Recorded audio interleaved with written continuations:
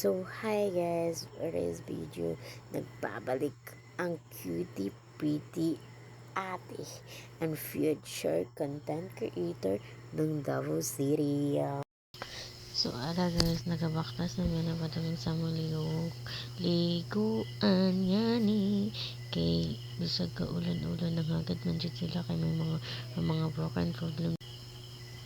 Muna siya guys, nagbaktas sa ipadulong dyan sa mga liguan. So, nakita man ninyong isa ka part na nung ili na siya dili man dito maligo kayo tag 100 man niya 50 raman na mo ang bahin. Uy, pobre ka ayo guys, grabe ka pobre yun. Abot namin sa mga liguan niya na mga kauban na dito dahil upat remi ka buhok ng ligo guys kay wala na dyan mga kwarta dyan, grabe na dyan niya awarang na nga ni mura mag unsa dyan ka kon nagsige kung kay nag-atik-atik mo sila nagalala lang trip lang nila maghinanay-nanay trip ko lang magkatawa bakit So, muna na siya guys. Kanta na di akong BFF kay nga hindi na dyan nila mapunggan. Diyos na dyan nila magkanta-kanta. Ikan, hapon na din may naglumluma na sa tubig kay di na lagi sila papugong kay mga talaga daw lagi daw talaga naman no. Hindi. Ano ba? Iiyahan ng gikon ang camera guys. Hindi lagi daw siya kay yun nagpangat daw.